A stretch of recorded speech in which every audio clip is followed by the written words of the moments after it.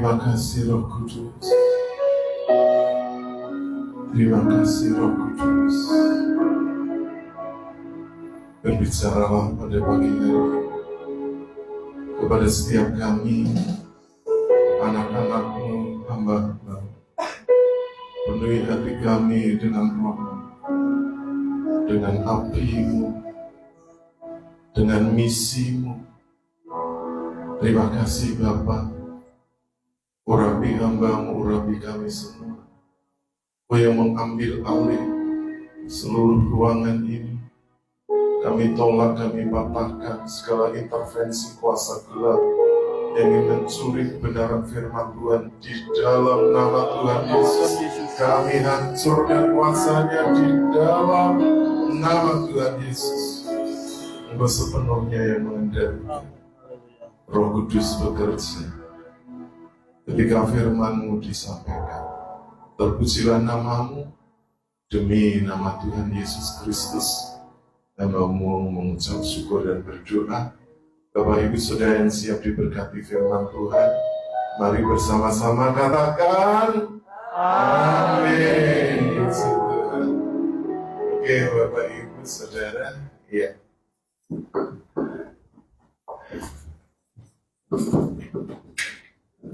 Shalom.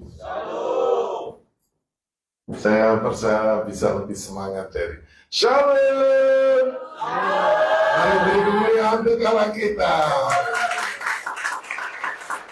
Puji Tuhan, tak kenal maka tak sayang ya. Ya, perkenalkan nama saya Pendeta Yafet Suyono. Saya menggembalakan di sebuah gereja yang unik. Kalau di Indonesia cuma ada 2, di Jakarta dan di Malang. Ya. Kami bergabung dengan satu sinode GKI Jemaat Kristen Indonesia. Kalau gereja yang saya gembalakan namanya Mandiri Tunanetra Eklesia. Ada di Kota Malang, ya. Tapi hidup saya sudah mujur karena menjadi milik Tuhan Yesus. Amin ya. Bapak Ibu pernah ada yang tadi Pastor Ari Markus pernah katanya dulu ya ke Malang Batu khususnya karena mengikuti kebaktian tahunan dari YPII ya. Kalau Bapak Ibu di sini pernah ya? Enggak jauh, Jawa Timur. Ya, puji Tuhan. Ya, anak saya 1, tentunya istri. Anak saya 1, istri 1, anak saya 2. Yang besar sudah umur 29 tahun tapi belum menikah. Laki-laki yang kecil sudah semester akhir, semester 8, kuliah di Universitas Negeri Surakarta di Solo, UNS ya. Sudah persiapan untuk skripsinya ya. Nah, Bapak Ibu, saya kehilangan penglihatan ini bukan sejak kecil. Tapi ketika saya sudah berumur 40 tahun. Jadi 20 tahun yang lalu, Bapak Ibu saya ini sudah tua, sudah opa mestinya. Tapi saya selalu berdoa pada Tuhan supaya tetap diberi sehat. Supaya saya bisa tetap melayani Tuhan. Karena saya sejak mengenal Tuhan Yesus Kristus, seluruh keluarga saya ini masih Muslim. Saya satu-satunya. Tapi ketika saya menjadi orang Kristen percaya Yesus, saya tidak mau hanya cuma jadi jemaat. Tapi saya rindu mempersembahkan hidup saya untuk melayani Tuhan. Saya terpanggil melayani Tuhan gabung dengan sebuah yayasan penginjilan khususnya untuk suku-suku. Ya, saya melayani di suku Tengger, ya, itu di Pegunungan Bromo, Tengger, Semeru. Kalau Bapak Ibu Saudara berpariwisata ke Jawa Timur, jangan ya lewatkan. Karena sangat indah seperti negeri di atas awan. Ya, di sana ada sunrise, Ibu bisa melihat ya kaldera, itu padang pasir yang di sana ya, padang pasir Gunung Bromo itu luasnya 5.000 hektar ya, jadi sangat luas. Kalau dijalani bisa 2-3 jam. Saya melayani di satu desa namanya Ranupane di lereng Gunung Semeru, ketinggiannya itu 2.200 di atas permukaan laut. Jadi kalau musim kemarau itu ada frost sampai 0 bahkan -1 pernah, ya dingin sekali seperti itu. Nah, tapi sebelum perkenalan lebih lanjut, saya ingin menyanyikan satu pujian. Bapak Ibu pasti sudah sangat kenal lagu ini. Saya ingin menyanyikan bahwa kekuatan kita itu hanya di dalam Yesus. Amin. Bapak Ibu Saudara mau dengarkan? Oke ya, dipersilahkan.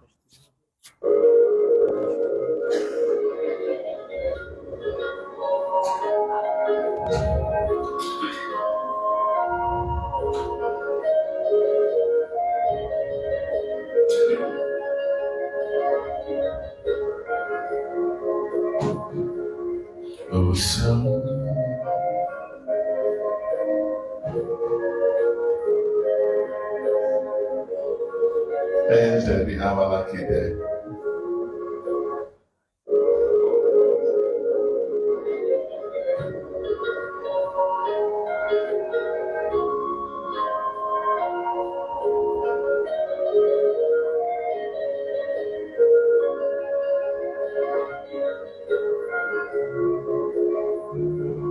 我生命力量已坚韧，在艰难主耶稣里，太伟大的家历经我，重新来把扶着我，不救他。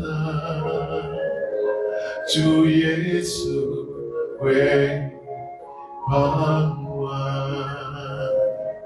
奇妙艰难是无限的力量，能会。Sorry, tolong dimatikan. Enggak, ini mestinya.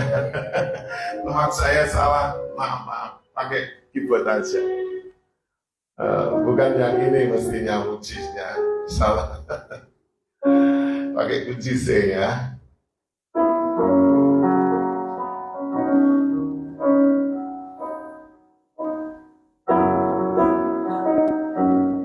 我生命力量的坚韧，在艰难主耶稣里，爱为家。别下离弃我，重新来报复自我，不求他，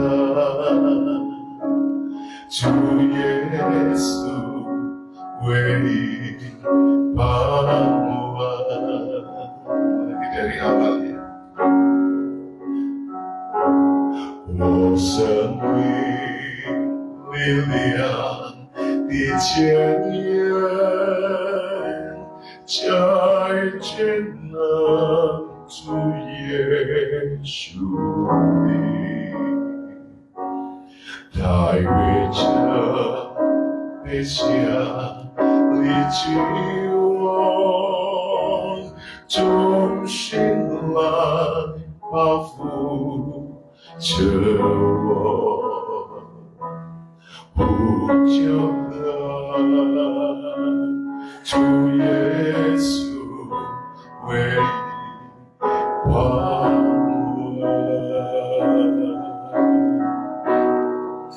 奇妙艰难是无限的力量，能恢复更新。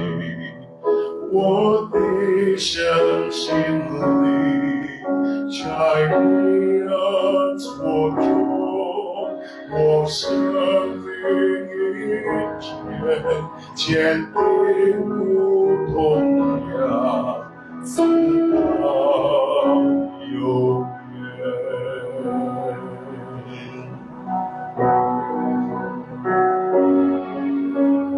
Haleluya. Kekuatan kita hanya ada di dalam Tuhan Yesus. Haleluya. Oleh karena itu Bapak Ibu, Jangan andalkan diri sendiri, tapi selalu andalkan kekuatannya Tuhan. Haleluya. Terima kasih Tuhan Yesus. 我生命力量的坚韧，加以坚韧，主耶稣里，来为这为下的救我，重新来到福自我，不求主耶稣唯一盼望，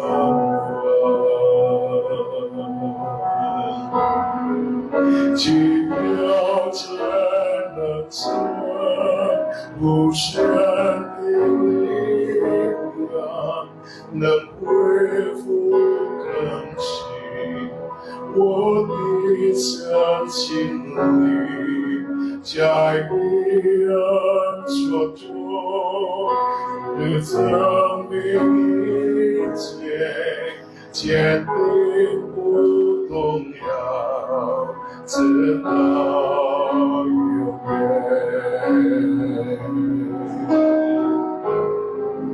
在日子我生命一切坚定不动摇，我的真心里，在黑暗所中，我生命一切坚定不动摇，直到永远。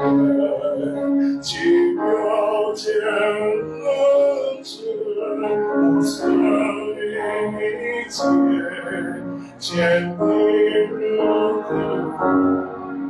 我的真心灵在两所中，我生命一切坚定不动摇，直到永远，坚定不动摇，直到永远，坚定不动摇，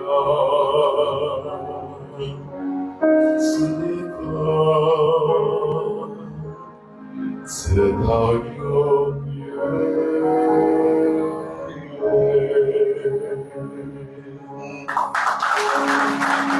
Terima kasih telah menonton,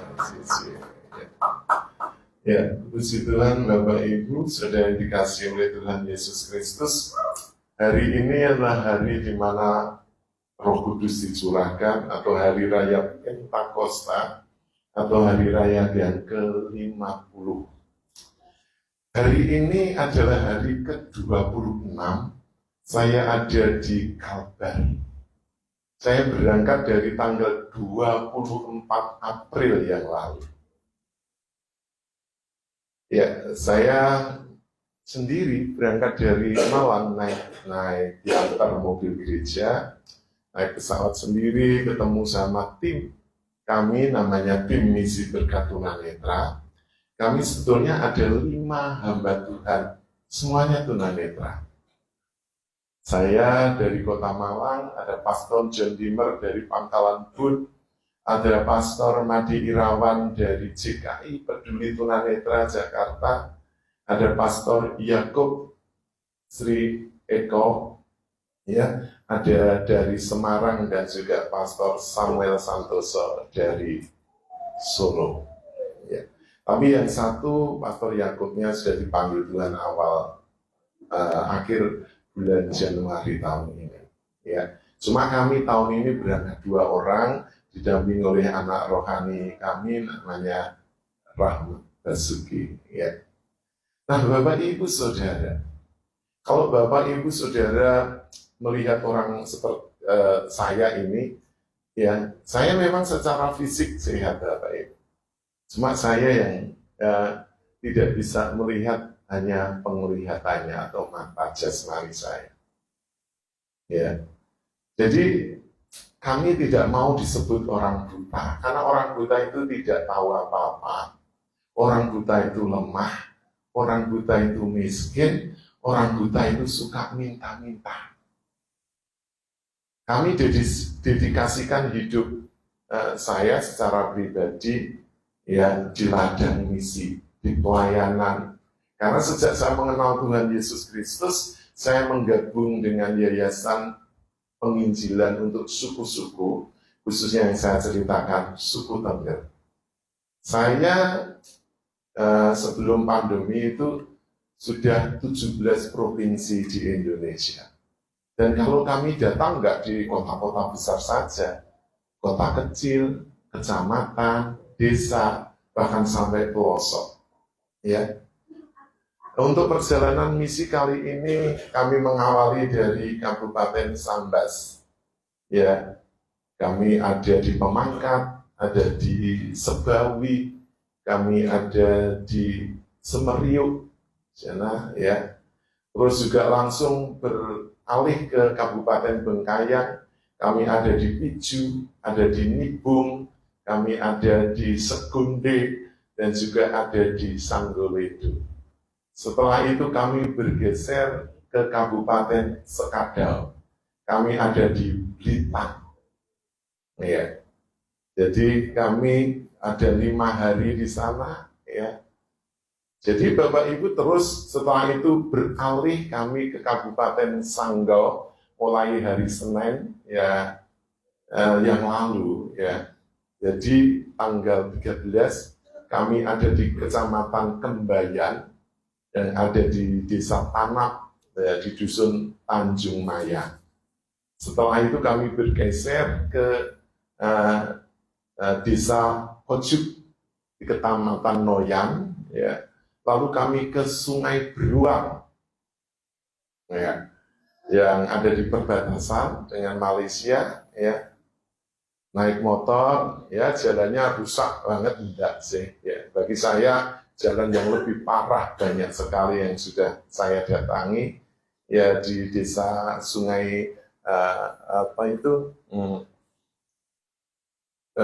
masuk ke Kecamatan Sekayam ya. Setelah itu kami ke Desa Segumun ya, sebelum kami pulang hari Sabtunya kembali ke Pontianak karena besok ya saya harus sudah kembali ke Jawa, ke Malang.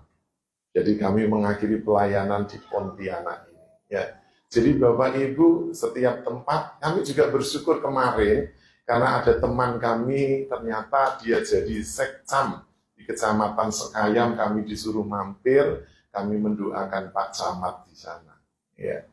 Jadi dimanapun kita berada, kita selalu melayani dengan segenap hati. Bapak Ibu, kalau saya pelayanan misi biasanya, karena ladang misi, pelayanan di desa-desa, di pelosok-pelosok, itu kan bukan tempat yang basah ya. Kalau masalah air basah, lumpur gitu ya. Tapi kalau menghitung berkat ya di kota aja lah yang melayani di gereja-gereja besar. Jadi saya kalau mau pergi bermisi, untuk tiket pesawat pulang balik saya sudah siap. Supaya kalau nanti kita kekurangan uang dan sebagainya, saya tetap bisa balik. Saya tidak mau mempermalukan nama Tuhan, terus karena saya sebagai seorang penyandang disabilitas, lalu minta belas kasihan bagi saya, no. Ya, saya punya harga diri dan saya lebih dari itu saya punya Tuhan yang berkuasa, yang berdaulat, yang sudah mengutus kami. Jadi oleh karena itu, bagi saya, uang itu perlu, tapi bukan segala-galanya. Bukan yang terutama. Itu hanya penunjang untuk sebuah pelayanan. Bahkan untuk di gereja saya menggembalakan itu 0%. Tidak ada ngambil apa-apa. Saya sebagai seorang pendoa syafaat secara profesional. Jadi saya, hidup saya, berkat saya dari sana. Ya, Jadi Bapak Ibu nanti saya akan bersaksi, saya pernah berjalan di lumpur 12 jam di atas lutut di Nias Timur. Saya juga pernah, saya di sini, Bapak Ibu pernah naik ojek 1 juta, 1 motor. Saya telah melayani ke pedalaman di Kabupaten Luwu Utara. Ya, sebetulnya masuk Provinsi Kalimantan Selatan, tapi kita lewat Palu. Jadi ya ke sana, ya 1 orang 1 juta. Itu ojek termahal di dunia. Saya pernah di desa yang pelosok namanya Desa Rampi.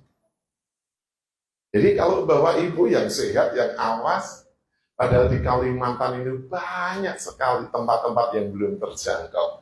Kalau nyaman di kota, ya enakan ya. Makanya kalau orang cuma berputar di gereja nyaman gitu, rohaninya jadi gemuk, lama-lama jadi stroke gitu rohaninya. Ya Bapak Ibu perlu penyegaran, perlu Tuhan ikut, ya Tuhan mau kemana utus. Karena ada banyak tempat yang bisa. Saya juga melayani 10 tahun saya merintis untuk menjangkau suku Bali, khususnya untuk para penyandang disabilitas netra Hindu di Bali. Dan tahun lalu ada yang dibaptis, tidak mudah orang Bali itu mengenal Yesus. Jadi Bapak Ibu, kalau hati kita dipenuhi dengan api Roh Kudus untuk misi, itu bukan hanya sekedar slogan, atau kita memperingati ya setelah kenaikan Tuhan Yesus ke surga 10 hari, ya, dan hari ke-50 adalah Pentakosta, hari pencurahan Roh Kudus. Cuma hanya sekedar sampai bibir. Tapi apakah Bapak Ibu mau menjadi pelaku-pelakunya? Nah, pada pagi hari ini kita akan membuka Alkitab kita yang terambil dari Injil Yohanes. Kita akan membaca pasal yang ke-14. Kita baca dulu ayat yang ke-26. Ya, kepada saudara Rahmat dipersilakan. Bapak Ibu saudara simak dengan baik ya. Tetapi penghibur, yaitu Roh Kudus, yang akan diutus oleh Bapa dalam namaku, dialah yang akan mengajarkan segala sesuatu kepadamu dan akan mengingatkan kamu akan semua yang telah kukatakan kepadamu. Ya, silakan. Sampai damai sejahtera di situ. Damai sejahtera kutinggalkan bagimu, damai sejahtera kuberikan kepadamu, dan apa yang kuberikan tidak seperti yang diberikan oleh dunia kepadamu. Janganlah gelisah dan gentar hatimu. Ya, sampai di situ dulu. Bapak, Ibu, Saudara yang dikasihi oleh Tuhan Yesus. Roh Kudus atau Roh Penghibur itu datang. Ya. Dia ini diutus oleh Bapa di dalam nama Tuhan Yesus Kristus. Untuk apa? Untuk mendampingi kita orang-orang yang percaya. Apakah Roh Kudus itu hanya sebuah action? Ya, atau ada orang yang dipenuhi Roh Kudus itu kan karunia macam-macam. Bisa berbahasa roh, punya karunia makrifat, bisa mendoakan orang jadi sembuh, punya karunia mujizat dan sebagainya. Ada buah roh dan sebagainya. Memang ya orang dipenuhi Roh Kudus tidak melulu berbahasa roh, tapi pasti ada karunia-karunia lain yang akan menyertainya. Nah, oleh karena itu Bapak Ibu, Roh Kudus ini sebetulnya adalah kelengkapan bagi kita anak-anak Tuhan, para aktivis gereja, pelayan-pelayan Tuhan, para hamba-hamba Tuhan, gembala-gembala kayak saya seperti ini dan juga untuk pastor ya Ali Markus seperti itu. Itu sebuah kelengkapan. Untuk apa? Mendampingi, menolong Bapak Ibu Saudara. Tidak hanya untuk mengatasi masalah. Kalau untuk kebutuhan makan minum, ya, keluarga rumah tangga kita, ekonomi kita, pekerjaan kita, anak-anak kita.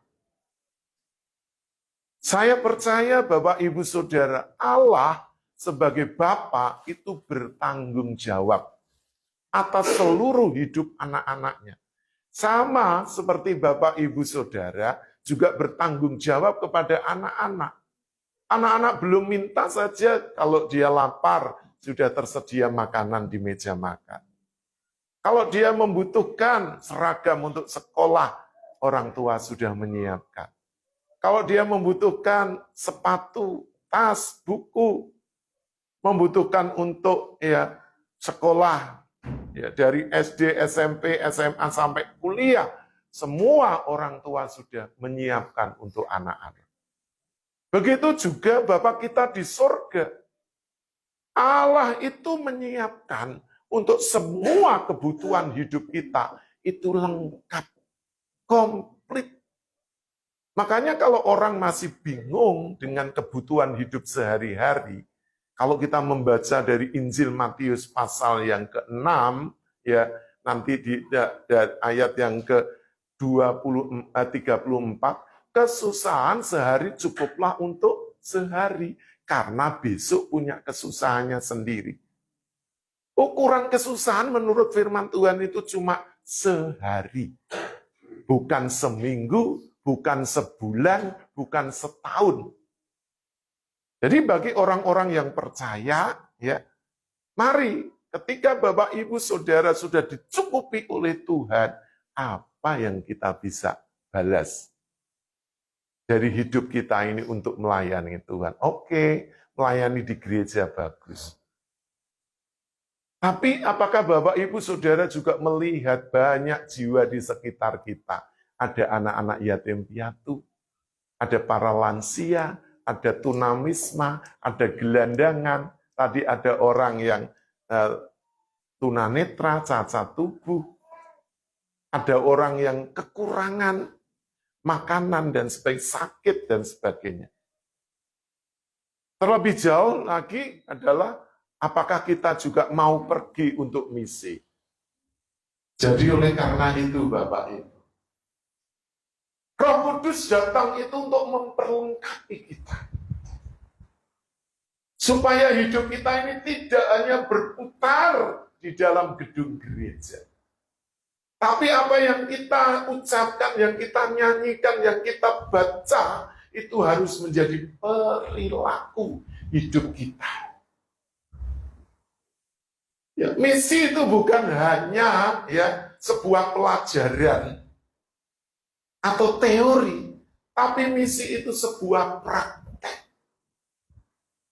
Makanya gereja yang bermisi itu gereja yang sehat. Ya, kalau di luar negeri, orang-orang yang diutus dalam misi itu bukan ditopang oleh gereja yang besar, bukan oleh pengusaha yang berduit banyak, tapi dari gereja-gereja kecil yang memang hatinya dipenuhi dengan misi.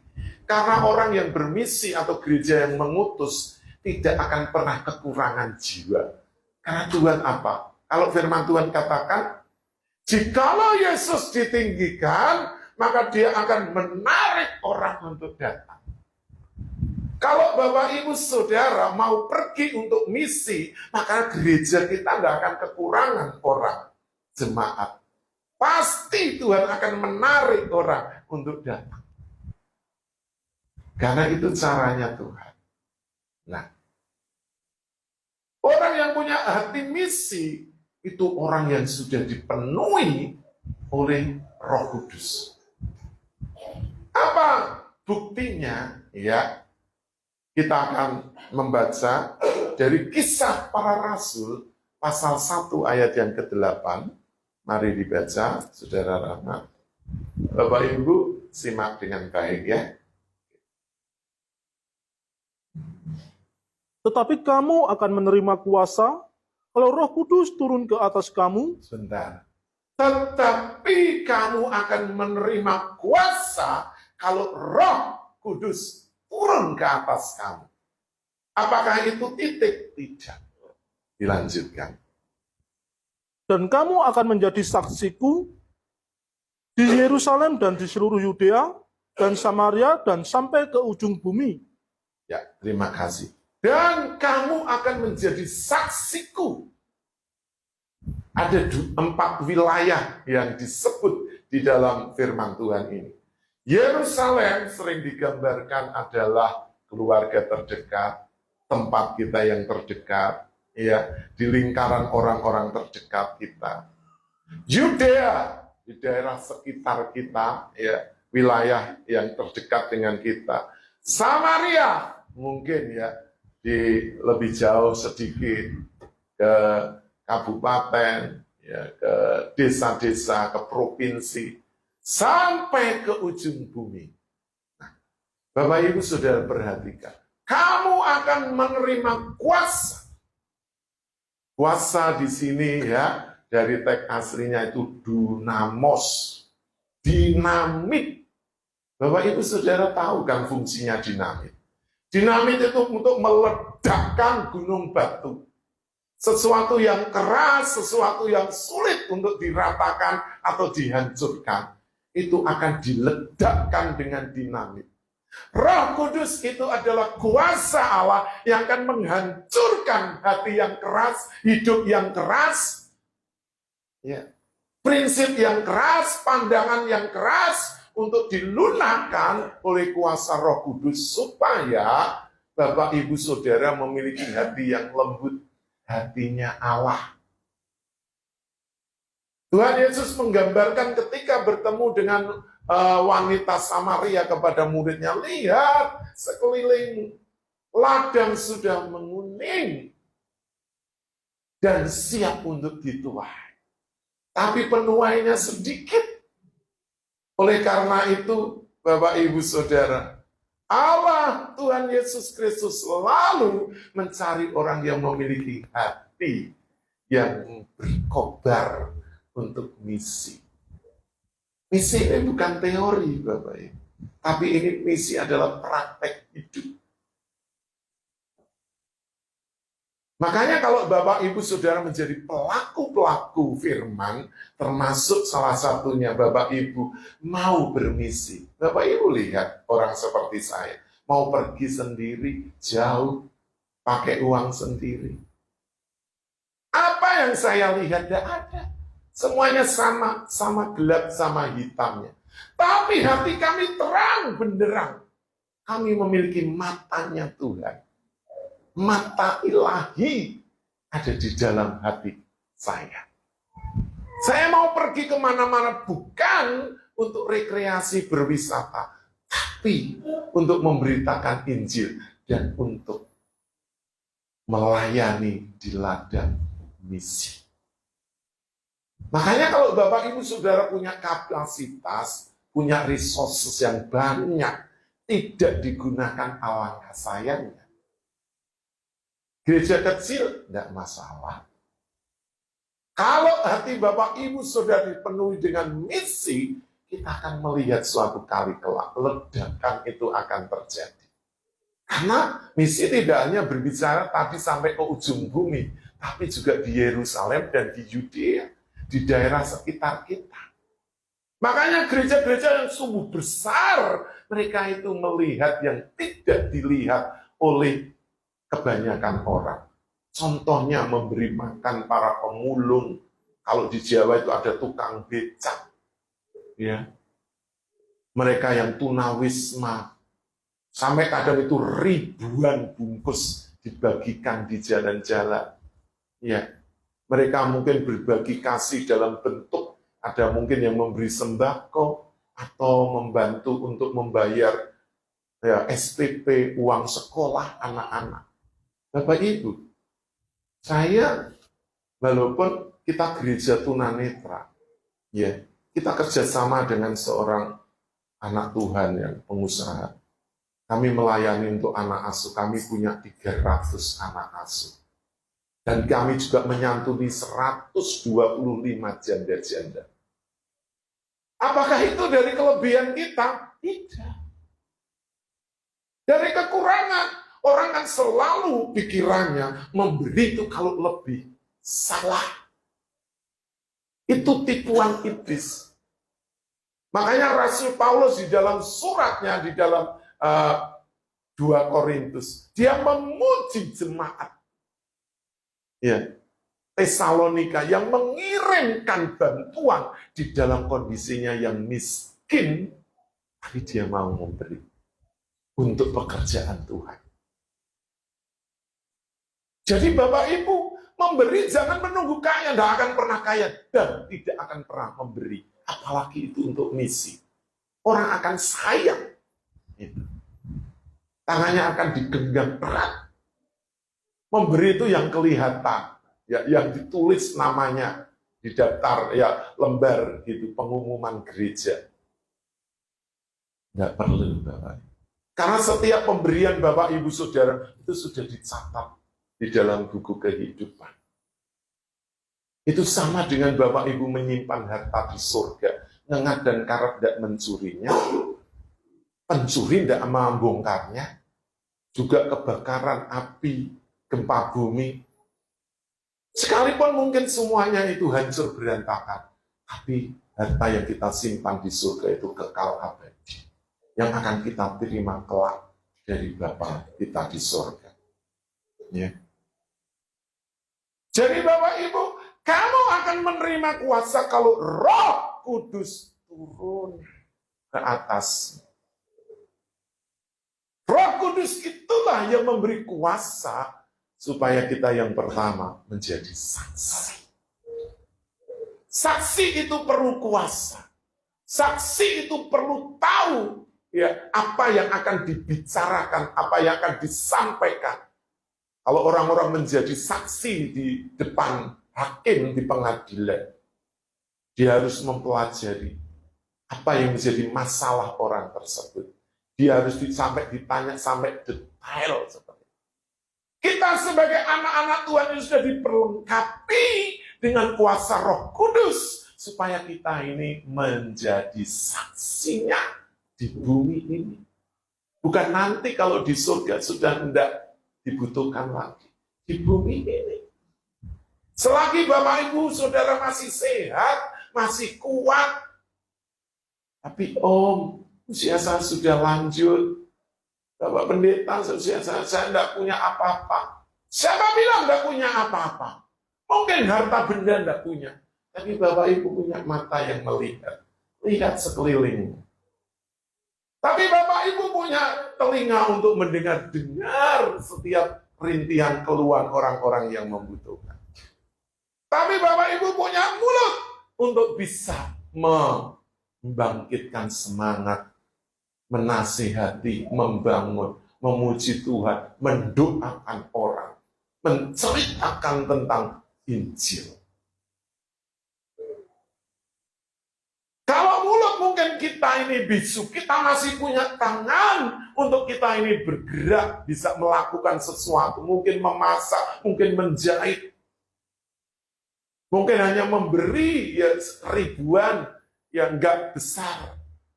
Tapi itu sangat dibutuhkan ya dari orang-orang yang memang kekurangan, yang miskin.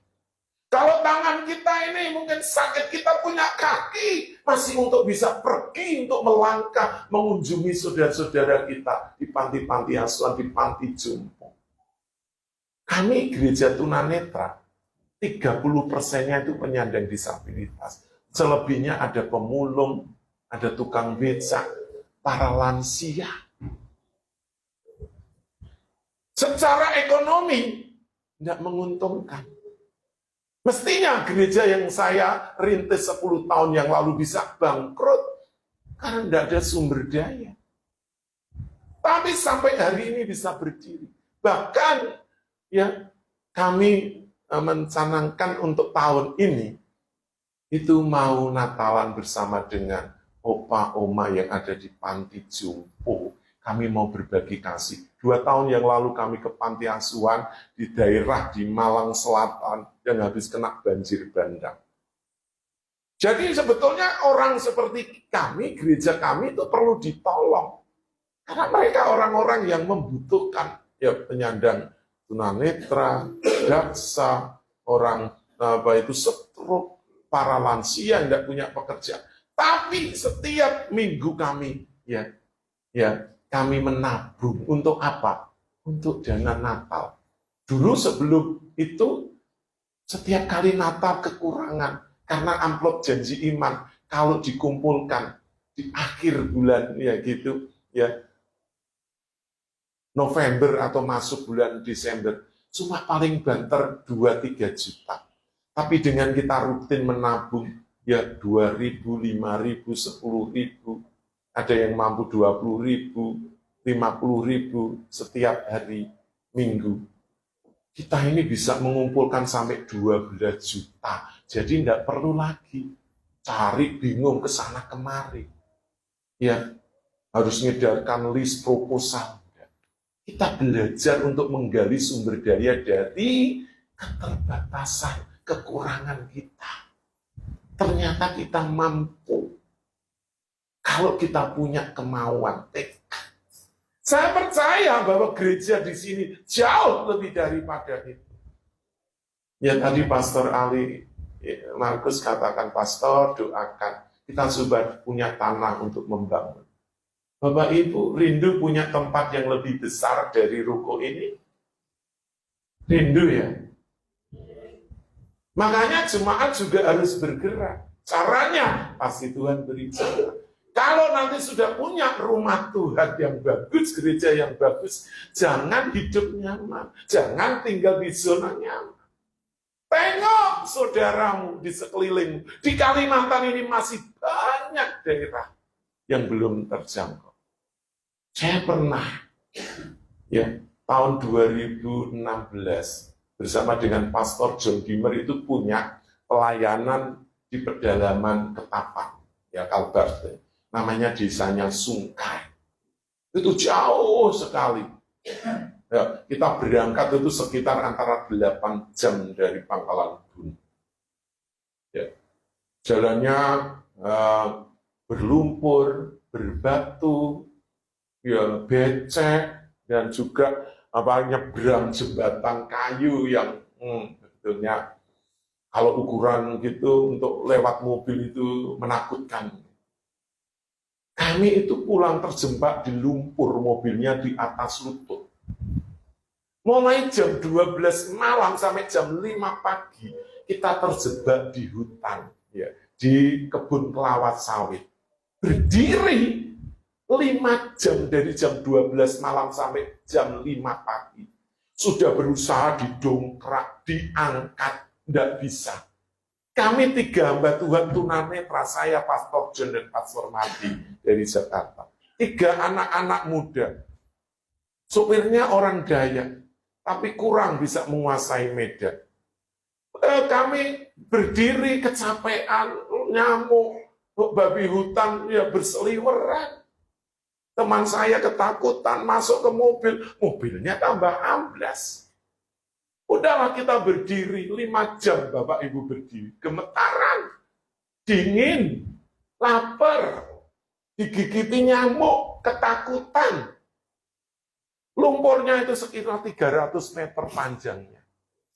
Jadi ketika pagi-pagi ya, nah, itu ada ya pekerja-pekerja kelapa sawit, ya orang Jawa. Wah, kita minta tolong, diangkatlah mereka sama mereka, diganjel papan, lalu mundur kayak off-road gitu. Wash, kita masih tertinggal di belakang, sudah capek, sudah lelah, ngantuk, lapar, harus berjalan lagi di lumpur 300 meter. Bapak Ibu, untuk apa? Orang tidak kelihatan ya salahnya sampai mau pergi seperti itu. Kami tidak punya keuntungan materi apa-apa. Tapi panggilan hati untuk jiwa-jiwa kami pergi.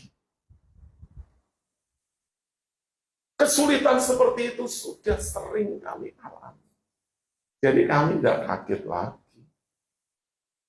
Makanya kemarin waktu kita ke Segundi, ya calon gembalanya itu anak orang masih muda, mengeluh gini gitu. Masih enak, aksesnya masih mudah.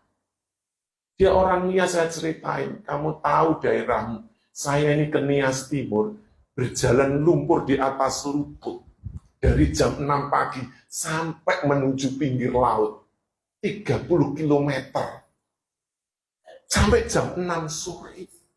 Lumpur Bapak Ibu, bayangin, orang nggak kelihatan. Saya sendiri tunanetranya sama 5 orang yang melihat. Kepleset-pleset, panas terik, nanti ibadah singgah di satu desa, jarang desa. Ibadah sambil capek ngantuk, cuci kaki, ya, oma-oma, bapak-bapak, itu semangat, jalannya jauh-jauh sampai 3-4 jam, jalan lumpur, sepatu sandalnya ditaruh di atas kresek, di sini, dipanggul di bahu, dari gereja baru dicuci, tapi semangatnya, beribadah luar biasa. Jadi kami yang lelahnya capek. Kita mau berjalan lagi.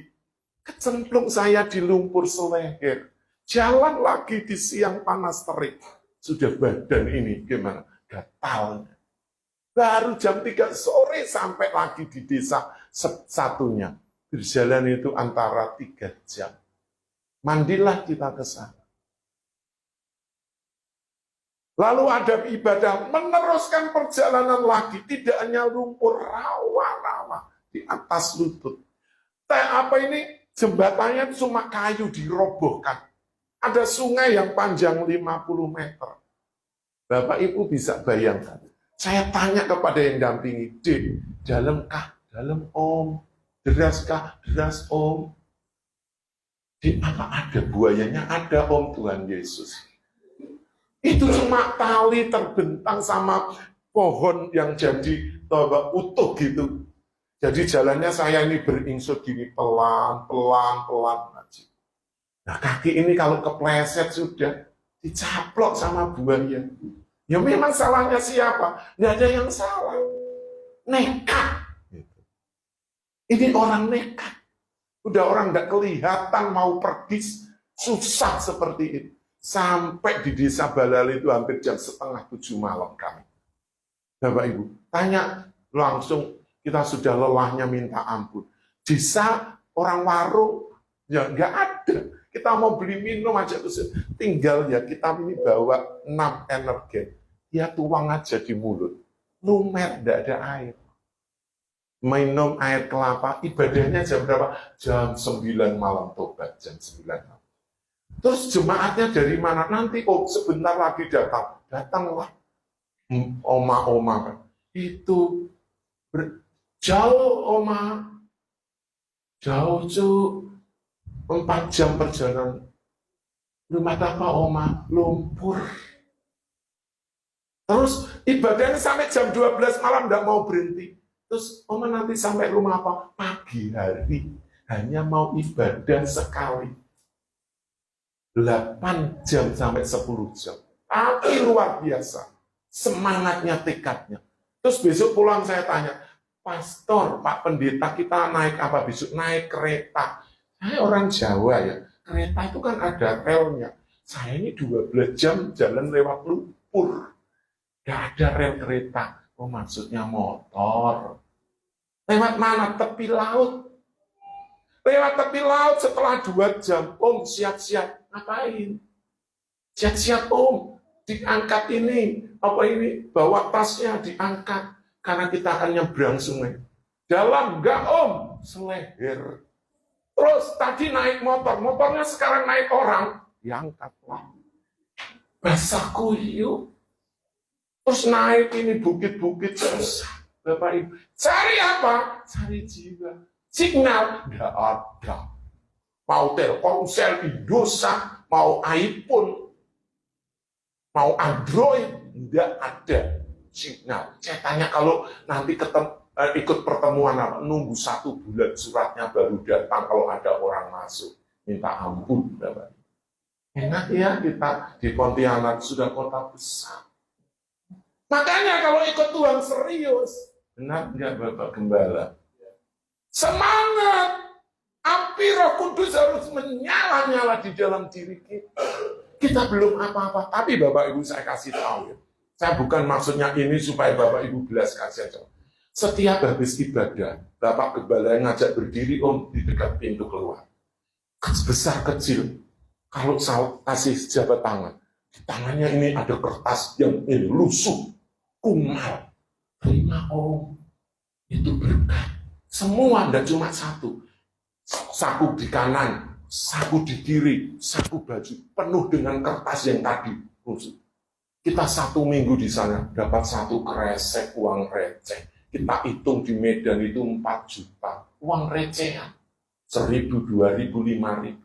Itu orang yang miskin. Makanya kadang jantung pisang, daun pepaya, berasnya itu keras. Kalau di sini kan seperti orang Jawa, tapi mereka menghargai Tuhan, menghargai ibadah. Mereka mencari Tuhan dengan penuh kerinduan. Orang-orang yang sudah fasilitas, semuanya enak, serba enak, ya akomodasi semua serba lengkap.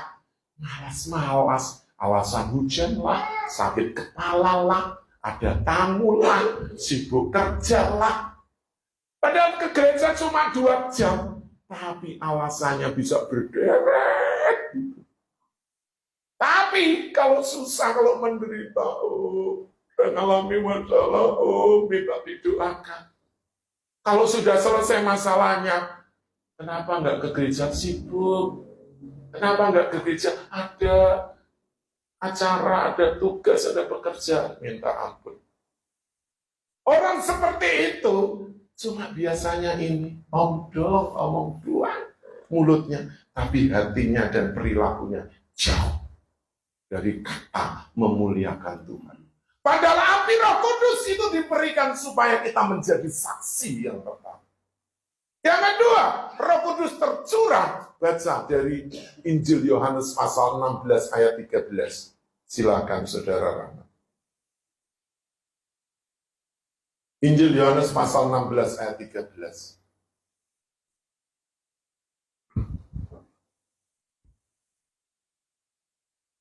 Tetapi apabila ia datang, yaitu Roh kebenaran, ia akan memimpin kamu ke dalam seluruh kebenaran, sebab ia tidak akan berkata-kata dari dirinya sendiri, tetapi segala sesuatu yang didengarnya itulah yang akan dikatakannya, dan ia akan memberitakan kepadamu hal-hal yang akan datang. Puji Tuhan. Tetapi apabila ia datang, yaitu Roh kebenaran, Parakletos, penghibur, ia akan menuntun hidup kita ke dalam seluruh kebenaran. Orang yang punya hati misi, tanpa kebenaran, apa yang mau dibawa? Pasti cuma omong kosong, seperti penjual obat. Tidak ada kenyataannya. Jadi Bapak Ibu, Roh Kudus datang untuk membawa kita, menuntun kita ke dalam seluruh kebenaran. Bukan sebagian. Makanya firman Tuhan, Alkitab itu kebenaran. Firman Tuhan, bukan berisi firman Tuhan. Ya jadi Bapak Ibu Saudara yang dikasihi oleh Tuhan Yesus Kristus, ketika Roh Kudus, rohnya Allah sendiri itu turun, dicurahkan atas hidup kita, dia akan menuntun Bapak Ibu ke dalam seluruh kebenaran. Supaya apa yang akan Bapak Ibu saksikan, ceritakan kepada orang-orang yang belum percaya Yesus, atau mereka yang sudah lama meninggalkan Tuhan, mereka dibawa kembali kepada kebenaran. Firman Tuhan itu yang mampu menyelamatkan mereka. Makanya Bapak Ibu perlu diperlengkapi. Ya, saya percaya Bapak Ibu, ketika kelengkapan itu Bapak Ibu dapat, jangan hanya disimpan, nanti tidak berguna. Karena Roh Kudus itu akan menyatakan sesuatu yang besar, sesuatu yang akan datang. Ya, itu adalah pekerjaannya. Oleh karena itu, kalau Bapak Ibu Saudara ingin melihat sesuatu yang dahsyat, yang besar terjadi atas hidup kita, ikuti. Ya. Apa yang menjadi arahan instruksi dari Tuhan, dan apa yang sudah diprogramkan di gereja kita oleh gembala sidang kita. Ikut. Kalau Bapak Ibu Saudara ingin lebih maju daripada ini dan ingin melihat kita ini berkembang, tidak hanya Bapak Ibu secara ekonomi materi, tapi juga jiwa-jiwa. Bapak Ibu Saudara rindu ada banyak jiwa dibawa di gereja GPSK. Rindu Bapak Ibu. Semangatnya jangan standar. Tidak cukup. Nanti Bapak Ibu akan lelah. Tapi kalau Bapak Ibu menyala-nyala, Tadi seperti lagu biarlah rohmu menyala-nyala dan layang itu kan.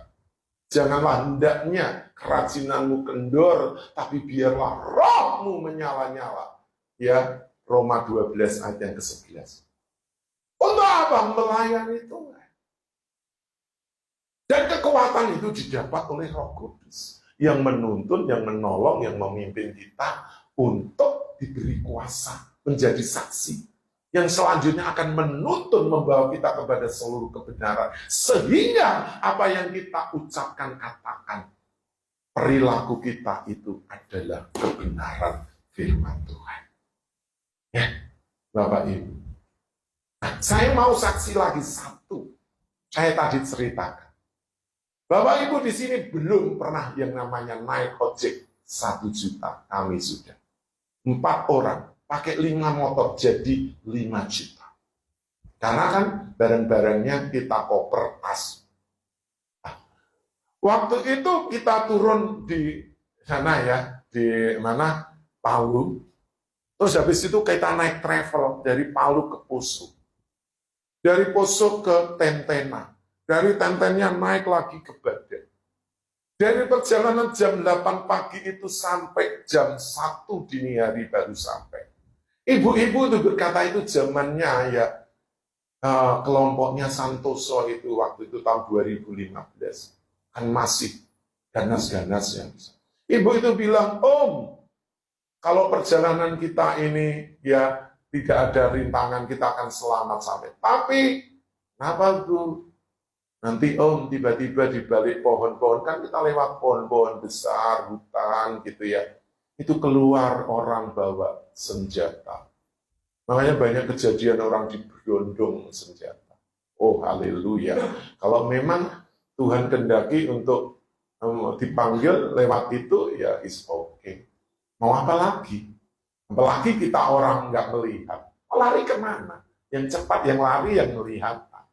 Ya udah, harus pergi ke rumah Bapak lebih dulu. Tapi akhirnya kami sampai di sana jam 1 dini hari. Besok jam 8 pagi Om kita siap. Sebetulnya enggak jauh, cuma 40 km jaraknya. Tapi naik motor Om, itu satu-satunya transportasi. Enggak ada yang lain. Motornya itu dimodif tinggi, naiknya ngangkang. Terus bawa minyak, bawa uli, bawa rantai, bawa baut, bawa kunci-kunci. Kenapa perlengkapan kalian banyak? Om, seringkali kita mengalami masalah karena medannya sangat sulit nanti Om lihat sendiri. Kalau naiknya seperti ini ekstrim. Kalau turun seperti ini curam dan sejengkal dari ban motor adalah jurang. Licin sekali. Pokoknya tantangan maut lah. Bisa. 2 teman hamba Tuhan kita yang melihat saya sama Pak Madi yang nggak kelihatan ya. Itu gemetar. Kenapa Bapak? Takut Pak Yafet. Saya aja nggak takut. Iya Pak Yafet nggak lihat. Kita lihat mengerikan katanya. Ya sudah dinikmati. Jalannya itu berbatu-batu seperti lorong runcing-runcing angkat pohon-pohon tumbang. Kalau enggak sering kali jalan kaki merayap gitu. Ya, kadang itu sambil kayak ngesot, ya seperti itu. Nanti sudah sampai di atas, kita berhenti dulu Om. Ya, bawa bekal. Terus habis itu sebentar lagi, ekstrim lagi Om. Jalan seperti meluncur karena habis hujan kan licin. Terus di sejengkal itu, ini Om sebelah kita jurang, Dik. Saya tanya, apakah banyak yang jatuh? Oh banyak sekali, oh Tuhan Yesus. Memangnya nekat nggak kelihatan ya cari tempat-tempat yang ekstrim. Pendetanya bilang yang jemput, Om pernah majelis daerah mau ke sini dari kucing, nggak berani Om, takut katanya. Oh puji Tuhan, kita yang kelihatan nggak ada rasa takutnya. Tapi jauh Om, tenang Om, kita sudah ahlinya. Itu pernah keluar ya di tayangan Trans 7 dulu. Seperti itu, ojek termahal gitu. Setelah selesai gitu, waduh kita pegangan kuat-kuat, kaki kita ngangkang sakit semua ini. Ya, punggung, kaki, tangan harus pegang kuat-kuat Om. Tadi gini, rujus, harus pegangan kuat-kuat pokoknya. Mengerikan pokoknya. Hampir itu kita akan nyebrang, oh naik jembatan apa? Oh jembatannya bagus. Ini sungai apa? Lian, apa namanya? Deras sekali harus. Jadi jembatannya itu cuma anyaman, rotan. Jadi jembatannya mengapung di atas sungai yang deras. Tenang ya Om, jangan goyang. Tadi sudah ekstrim, sudah mengerikan, ngeri-ngeri sedap. Ini lebih ngeri lagi. Jadi meluncur di jembatan yang terapung rotan. Kalau putus ya sudah habis. Sampai di sana berangkat dari jam 8 pagi, jam 6 sore, kayak remuk semua badan ini. Sudah, Bapak Ibu. Harganya mahal untuk melayani. Jadi seorang yang bekerja di ladang Tuhan di misi. Kalau cuma di kota-kota mah enak. Banyak orang mau dan suka.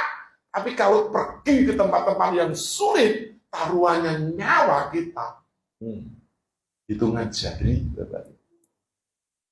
Tapi saya bersyukur, saya punya cerita, kesaksian hidup. Bukan hanya saya berkhayal atau halu gitu, enggak. Sungguh-sungguh saya alami. Dan saya bersyukur. Nanti katanya, Om, ini jemaat ini sudah dalam perjalanan, memangnya jauh. Jauh, mereka sudah berangkat jam tadi 12 siang. Ibadahnya nanti jam 7 malam. Berjalan antara 7 jam. Di balik gunung itu loh Om, orang-orangnya. Tuhan. Orang mereka mau cari Tuhan seperti itu. Kita enak. Fasilitas bagus. Sarana prasarana ada. Tapi semangat untuk melayani Tuhan, mengikut Tuhan. Seringkali Senin dan Kamis. Itu Bapak Ibu. Saya sampaikan ini untuk memotivasi Bapak Ibu Saudara. Bahwa satu jiwa itu berharga. Satu jiwa Tuhan harus mengorbankan 2.000 ekor babi untuk menyelamatkan orang gila.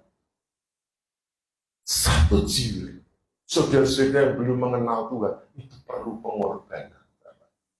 Jadi Bapak Ibu, kita di sana 1 minggu, pulangnya ada pesawat cuma seminggu sekali memang. Jadi pesawatnya itu ke Palu, cuma berapa? 300.000, ya ampun. Tapi naik motor 1 juta sudah sangat mengerikan medan. Ya itulah pelayanan. Kalau masa ceritakan, banyak sekali. Enggak selesai kita. Tapi Bapak Ibu paling tidak, 2 hal tadi yang saya lakukan, yang saya alami, yang saya jalankan. Saya rindu Bapak Ibu punya semangat yang lebih daripada hari ini. Kalau memang Bapak Ibu Saudara mau dipenuhi dengan Roh Kudus, biarlah hidup kita dipenuhi dengan kuasa Tuhan. Untuk apa? Menjadi saksi. Biarlah hidup kita rela dituntun di dalam kebenaran. Untuk apa? Memberitakan Injil. Kita akan baca dari kitab Roma pasal yang ke-8, ayat yang ke-14. Orang yang memiliki hati misi yang selalu dibakar oleh kuasa Roh Kudus, hidupnya memiliki cara hidup seperti kata firman Tuhan. Roma pasal 8 ayat 14. Silakan, Rama. Semua orang yang dipimpin Roh Allah adalah anak Allah. Amin. Semua orang, bukan cuma satu orang. Bukan orang tertentu. Bukan orang-orang yang istimewa. Karena Bapak Ibu Saudara ini semua istimewa di mata Tuhan. Amin. Bapak Ibu Saudara orang istimewa di mata Tuhan. Firman Tuhan katakan kok. Tuhan itu melukis kita di telapak tangannya. Firman Tuhan juga katakan kita ini biji matanya Tuhan. Istimewa kita.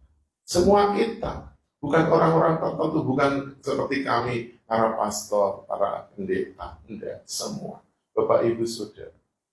Kalau Bapak Ibu Saudara istimewa, ya dikatakan orang yang dipimpin Roh Allah. Orang yang hatinya itu penuh dengan api Roh Kudus. Dia rela dipimpin. Dipimpin itu enggak enak loh Bapak Ibu. Ya, dari kata aslinya itu enggak enak. Contoh sederhananya gini Bapak Ibu.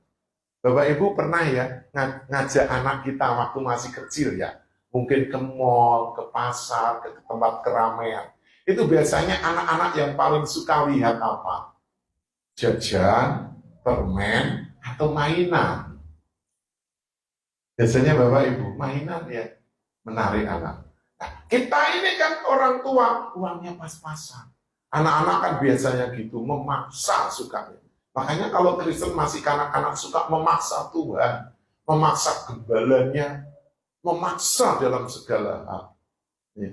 Nah, kalau dikatakan, nah, nanti ya mama papa uangnya belum cukup, enggak mau nangis. Teriak-teriak, mempermalukan orang tua. Akhirnya apa? Orang tua udah kesal, diseret, dibawa pergi. Seperti itu gambarannya. Jadi orang yang hidup dipimpin oleh Roh Allah, Roh Kudus. Kalau dia ingin bandel, kalau dia keras, itu seperti gitu. Allah Bapa kita itu akan, kalau kita bandel, akan diseret seperti anak. Paksa supaya dia mau, supaya belajar. Nah, Bapak Ibu Saudara, apa kita mau dipaksa oleh Allah? Karena kebandelan kita, karena kekerasan hati kita. Gak mau kan? Kalau kita ini anak yang baik, yang mau mendengar nasihat, yang mau ya diberitahu oleh orang tua, nggak perlu dipaksa. Makanya anak yang sudah dewasa baru dilihat aja, dilirik aja sudah tahu keinginan hati orang. Begitu juga ketika kita ini dewasa, orang-orang yang mau dipimpin oleh Roh Allah, Roh Kudus, kita tahu kok gerakannya, ya mata Tuhan melihat apa yang kita perbuat, kata firman Tuhan, baik yang baik yang jahat. Kita tahu apa yang dimau oleh Tuhan. Itu orang-orang yang dewasa, itu orang-orang yang mau dipimpin. Tidak perlu diseret, tidak perlu dipaksa. Ada banyak orang Kristen perlu dipaksa, diberi masalah kesulitan, supaya dia bertobat, supaya dia kembali kepada Tuhan, supaya dia jangan hilang di tengah-tengah dunia dan pada akhirnya hancur bersama dunia ini ke api neraka. Anda mau ke Bapak Ibu Saudara? Setiap orang yang dipimpin Roh Allah, dia adalah anak Allah. Nah, itu firman Tuhan mengatakan. Kalau Bapak Ibu Saudara anak Allah, hidup Bapak Ibu Saudara pasti mau dipimpin. Seberat apapun, sesulit apapun masalah Bapak Ibu yang kita hadapi. Pelayanan sekeras apapun tantangan, Bapak Ibu mau menghadapinya. Ya, jadi Bapak Ibu, kalau baru masalah sedikit, jangan cengeng, jangan rewel, ikuti kehendak Bapak, itu yang terbaik bagi Bapak. Kalau gereja kita di sini GPSK mau maju, ikuti apa yang menjadi kemaunya Tuhan, mau dipimpin, jangan dipaksa dulu oleh Tuhan. Lakukan apa yang menyenangkan hati Tuhan. Karena Bapak Ibu Saudara ini anak Allah. Ya, jadi Bapak Ibu Saudara yang dikasih oleh Tuhan Yesus, ayo ini kesempatan kita. Kita tidak punya banyak kesempatan, waktu untuk hidup kita ini. Tapi orang-orang yang dewasa di dalam Tuhan, dia menghargai setiap waktu, setiap kesempatan yang ada di dalam hidup kita. Supaya jangan kita menyesal kemudian ya dan berarti. Ya, Bapak, Ibu, Saudara yang dikasih oleh Tuhan Yesus, ini hari pencurahan Roh Kudus. Kita akan ambil waktu sejenak di hadapan Tuhan. Nanti kalau Bapak Ibu mau didoakan, angkat tangan, berdiri di tempat saja. Supaya Roh Kudus benar-benar hadir pada pagi hari ini. Yang menjamah hati Bapak Ibu Saudara. Itu sebuah kenyataan, bukan hanya sebuah teori, tapi kita akan mempraktekkan di dalam hidup kita. Kita rindu menjadi berkat kan? Saya tanya, Bapak Ibu rindu kan hidupnya menjadi berkat? Rindu ya? Ini kesempatan. Jadi karena itu yang pertama, Tuhan sudah memberi kuasa Roh Kudus untuk melengkapi kita menjadi saksi. Yang kedua, Tuhan ingin menuntun ke dalam seluruh kebenaran, supaya apa yang kita lakukan, kita katakan, itu seluruhnya ada di dalam koridor kebenaran. Yang ketiga, Bapak, Ibu, Saudara, Bapak itu ingin memimpin kita di jalan-jalan yang gak enak. Daging ini pasti berontak, tapi ketika Bapak Ibu nurut, tidak akan dipaksa oleh Tuhan. Bapak Ibu akan menjadi selaras seirama dengan apa yang menjadi kehendak Tuhan. Izinkan Roh Kudus bekerja. Ya, saya undang pemain musik. Saya undang untuk WL dan Jingar ya. Kita akan pujikan pujian ini. Mungkin Bapak Ibu jarang nyanyikan. Roh Kudus datang. Dia sudah ada di tengah-tengah kita. Dia mau bekerja. Dia selalu mencari mitra. Siapa? Anaknya. Kita ini anak Allah. Yang telah dibeli katanya di dalam surat 1 Korintus pasal 6 ayat 20. Sebab kamu telah dibeli dan harganya telah lunas dibayar. Karena itu muliakanlah Allah dengan apa? Tubuh. Di dalam tubuh ini ada roh dan jiwa dan tubuh yang kelihatan. Kalau Bapak Ibu Saudara mau dipakai hidup Bapak ini bagi kemuliaannya, berikan hatimu, berikan hidupmu. Terima kasih Tuhan. Haleluya. Haleluya. Roh Kudus datanglah.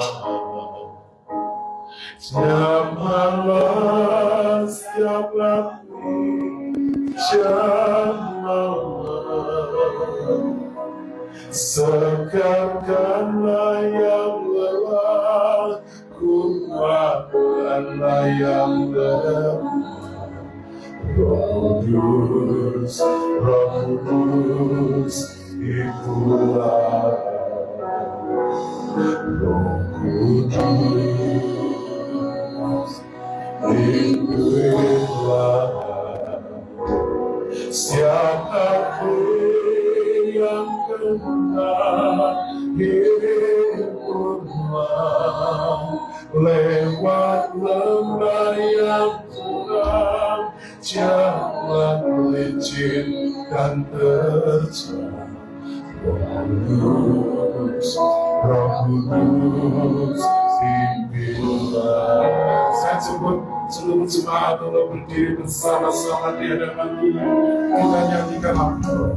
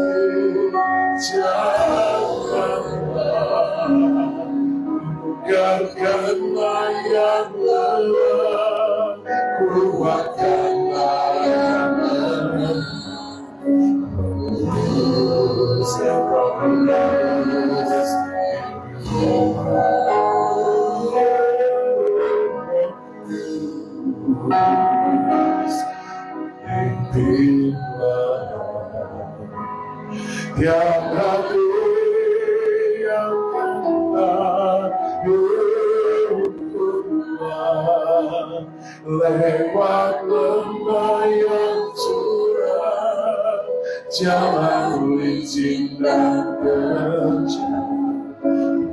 Kudus, Roh Kudus,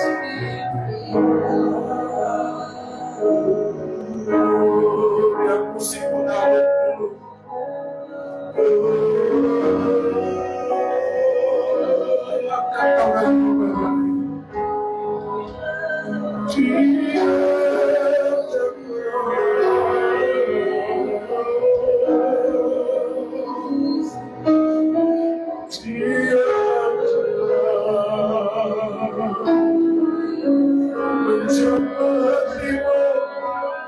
menyenangkan jiwa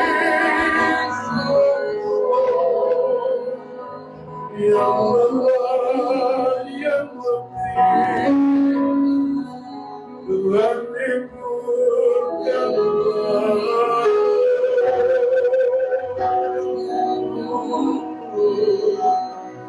Haleluya.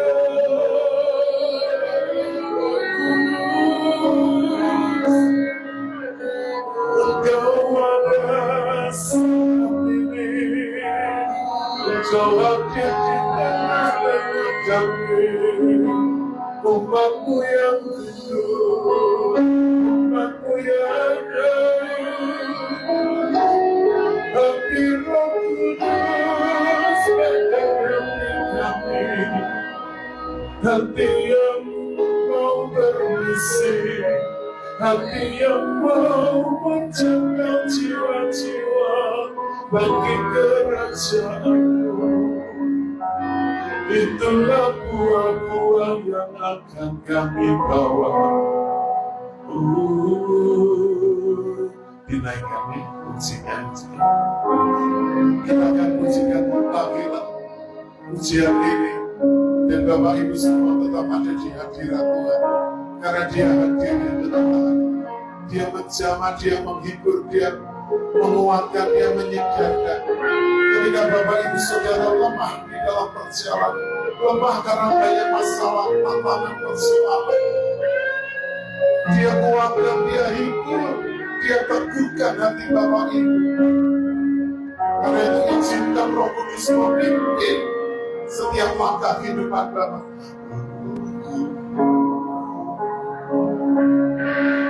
Datanglah jam malam yang baru, jam malam, segarkanlah yang lelah, kuatkanlah yang lemah.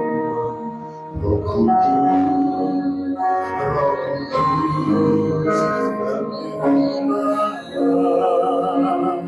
Roh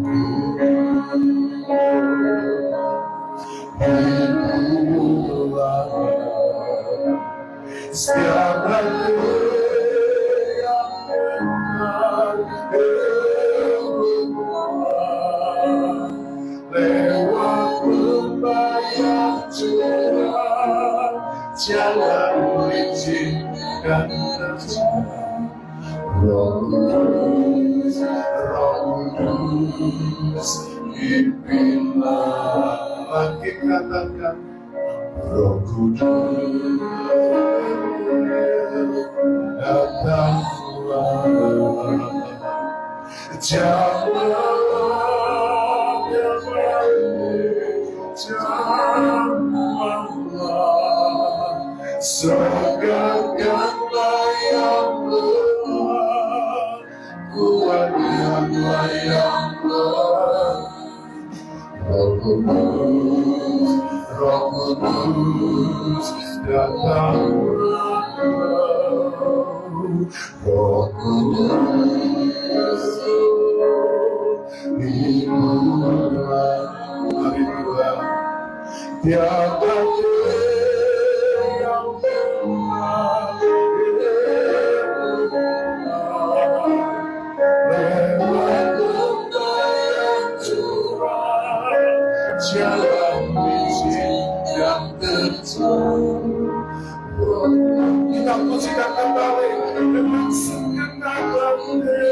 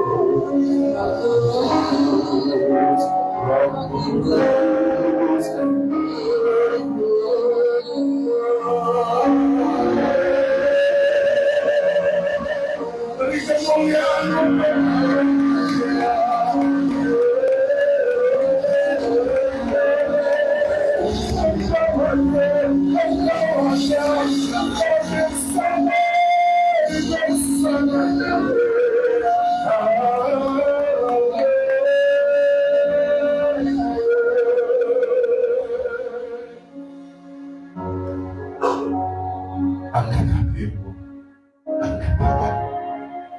Bapak Ibu yang lelah, yang lemah, yang gentar, yang takut, yang berbeban berat,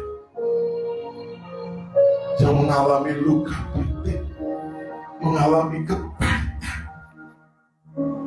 Hidupmu seperti terbelenggu, hidupmu seperti terpenjara, seperti terikat.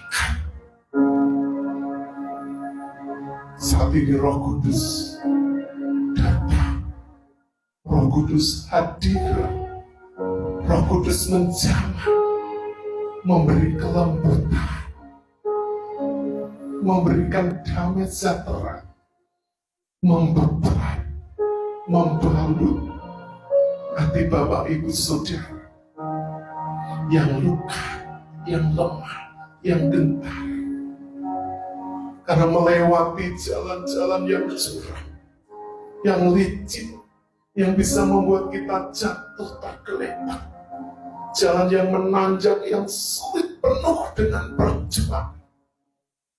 Untuk rumah tangga kita, untuk anak-anak masa depan mereka, untuk kesehatan kita, untuk ekonomi pekerjaan kita, untuk pelayanan kita, untuk gereja kita, GPSKI. Apakah Bapak Ibu juga punya kerinduan seperti hambanya? Ingin melihat ke depan bahwa gereja ini diberkati, gereja ini dipakai, gereja ini dinyalakan dengan api misi Roh Kudus. Mereka melihat untuk Allah kita. Bapak Ibu harus bergerak. Bapak Ibu tidak hanya cuma diam, hanya berdoa. Bapak Ibu Saudara perlu aksi, perlu misi. Biarlah semua digerakkan oleh api Roh Kudus yang pagi hari ini Bapak Ibu Saudara terima dan nikmati. Maka kenyataan bahwa tanah itu akan dibangun, tanah itu akan menjadi bangunan, tidak saja megah, tapi akan menjadi tempat di mana kemuliaan Allah dinyatakan. Jiwa-jiwa dibawa datang kepada Tuhan. Haleluya.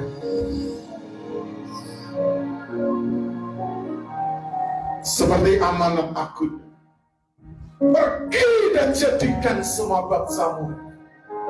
Sebab aku sudah memperlengkapi dengan Roh Kudus, kuasa Roh Kudus yang turun hari ini dicurahkan atas gereja. Bapak Ibu Saudara, gereja tidak hanya berbicara tentang organisasi, itu fisik, itu bisa hancur, itu bisa terbakar, itu bisa kena bencana, itu bisa rusak. Gereja yang sesungguhnya adalah organisme Bapak, Ibu, dan Saudara, rumah, bait Roh Kudus. Itulah gereja yang sesungguhnya Bapak, Ibu, Saudara.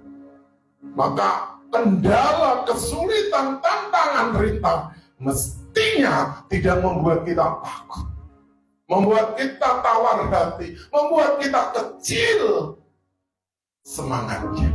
Tapi justru kita akan bergerak kemanapun Tuhan bawa kita, kemanapun Tuhan utus kita. Karena dunia ini adalah ladang misi. Kalimantan secara seluruhnya ini adalah ladang misi. Daerah Bapak Ibu Saudara itu ladang misi. Lingkungan tempat Bapak Ibu Saudara itu ladang misi. Keluargamu, teman-temanmu, tempat pekerjaan, pelayananmu, semuanya itu adalah ladang misi. Di mana Roh Kudus sudah turun atas Bapak Ibu dan memberi kuasa, otoritas untuk Bapak Ibu bersaksi dari Yerusalem, Yudea, Samaria, sampai ke ujung bumi. Biarlah misi bukan hanya sekedar pengetahuan yang memenuhi pikiran, tapi sebuah praktek hidup yang benar-benar akan menjadikan Allah itu bangga terhadap kita, anak-anaknya. Sebab kita adalah orang-orang yang terkait dengan misi. Terima kasih Tuhan, perlengkapi semua anak-anak, tua muda, besar kecil, kaya miskin, pandai atau yang sederhana, semuanya mereka milik. Bapak Ibu Saudara diutus sama. Amanat agung juga berlaku atas Bapak Ibu Saudara. Bukan hanya kepada hamba-hamba Tuhan, para pendeta, gembala sidang, tapi seluruh kita diutus oleh Tuhan. Dan pagi hari ini diperlengkapi dengan kuasa Roh Kudus yang turun dan juga memenuhi hati, hidup, roh, jiwa Bapak Ibu Saudara semua. Terima kasih Tuhan. Terima kasih untuk kuasa-Mu, untuk Roh-Mu yang menguatkan, yang meneguhkan panggilan hidup kami. Karena kami percaya Engkau Bapa, pemelihara yang sempurna. Semua kebutuhan jasmani kami sudah tercukupkan. Walaupun kami harus perlu bekerja keras, tapi di sana ada berkat Tuhan di dalam setiap langkah hidup kami. Kami ini anak-Mu, kami ini milik-Mu, kami ini gereja. Kami mau berkembang, kami mau bertumbuh, kami mau menjadi saksi-saksi yang hidup di daerah Pontianak, di Kalimantan Barat, di seluruh Kalimantan, di seluruh Indonesia. Utus kami, lengkapi kami. Terima kasih. Jikalau pagi hari ini Engkau mengingatkan kami, menguatkan, meneguhkan kembali kami untuk tetap bermisi. Berkati hamba-Mu Pastor Ali Markus, ibu, anak-anak, seluruh pengurus gereja GPSK, seluruh jemaat.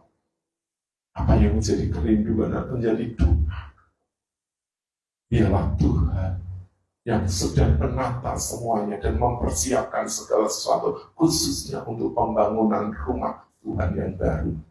Kami percaya Engkau akan memberikan orang-orang tangan-tangan yang sudah siap untuk memberkati, membangun bersama-sama, supaya nama Tuhan dipermuliakan. Berkati seluruh ekonomi keluarga, rumah tangga, suami, istri, anak-anak, usaha pekerjaan, kesehatan, diberkati Tuhan. Terima kasih Bapak, hamba-Mu sudah selesai berbicara. Roh Kudus, lanjutkan. Selesaikan sampai genap rencana atas gereja GPS kami. Terima kasih sekali lagi. Kami mengucap syukur, menyerahkan doa ini ke dalam nama yang berkuasa, satu-satunya di surga dan di bumi, nama Yesus Kristus Tuhan. Haleluya. Bapak Ibu sudah ada diberkati bersama-sama, katakan amin. Silakan duduk sebelum saya kembalikan. Pertama-tama saya mengucapkan kepada Bapak di surga yang selalu memberi kesempatan untuk kami tim misi berkat, khususnya saya. Terima kasih juga yang kedua untuk pastor, ya, Bapak Pendeta Ali Markus dan Ibu dan seluruh pengurus dan jemaat. Walaupun ditelepon mendadak oleh Pastor Daniel, tapi memberi kesempatan. Terima kasih Pastor. Ketika ada pertemuan pertama suatu kali kelak pasti akan berjumpa dengan yang selanjutnya. Amin. Bapak Ibu tidak bosan ya kalau saya Tuhan terus lagi datang ya.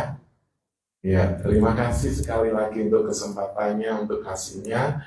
Dan sebelum saya serahkan, ya Bapak Ibu, kalau ada sumur di ladang bolehlah kita menumpang mandi. Kalau umur kita masih panjang, pasti kita akan berjumpa lagi. Terima kasih untuk semuanya. Tuhan Yesus memberkati. Shalom.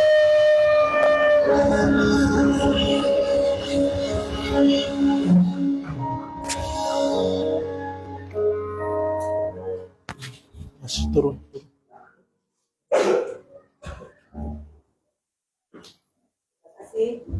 Pastor Yafet untuk pelayanannya, Tuhan terus memberkati dengan kasih karunia yang dari surga. Minta kesediaan Bu Cornelius dan juga Bu Novi untuk maju ke depan, akan mengumpulkan persembahan. Namun sebelumnya kita akan berdoa. Kami persilakan Ibu Cor dan Ibu Novi.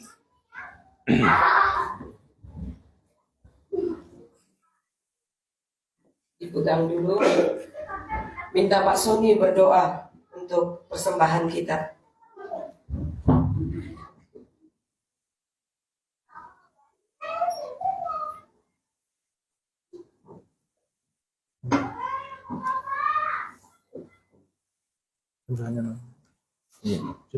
Kita berdoa. Jangan dilipat. Kami kembali lagi bersyukur kepadamu Tuhan. Di pagi menjelang siang kami sudah mendengar firman Tuhan. Firman Tuhan itu menjadi pedoman, menuntun dalam kehidupan kami. Berkati hamba-Mu yang sudah menyampaikannya. Berkati pelayanan, berkati setiap apa yang menjadi pergumulannya. Kami akan memberikan persembahan pagi ini Tuhan, Engkau memberkati kami. Setiap apa yang kami serahkan, kami kumpulkan, itu menjadi berkat untuk kerjaan Tuhan, pelayanan yang ada di tempat ini. Berkati semua jemaat, berkati semua kesehatan, berkati semua kerjaan, berkati semua anak-anak, dan berkati semua segala sesuatu yang kami lakukan. Terima kasih Tuhan, menyerahkan hidup kami sepanjang minggu ke depan Tuhan. Biarlah Tuhan membela kami, menjaga, melindungi kami dalam hal apapun. Terima kasih Tuhan, mengucap syukur dalam nama Yesus. Mari kita berdoa Bapa kami. Bapa kami di surga, dikuduskanlah nama-Mu, datanglah kerajaan-Mu, jadilah kehendak-Mu di bumi seperti di surga. Berikanlah kami pada hari ini dan ampunilah kami kesalahan kami seperti kami juga orang yang salah pada kami. dan janganlah membawa kami ke cobaan, cobaan, tapi lepaskan tapi kami lepaskan dari kami jahat. dari jahat. Dan Engkaulah yang punya kerajaan, kuasa dan kuasa, selama-lamanya. sampai selama-lamanya. Amin. Amin.